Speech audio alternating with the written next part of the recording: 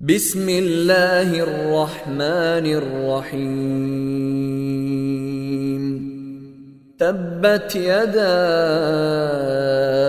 أبي لهب وتب، ما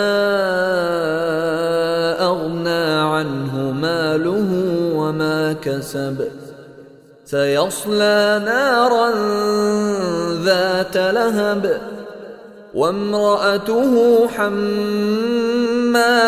الحطب، في جيدها حبل من مسد.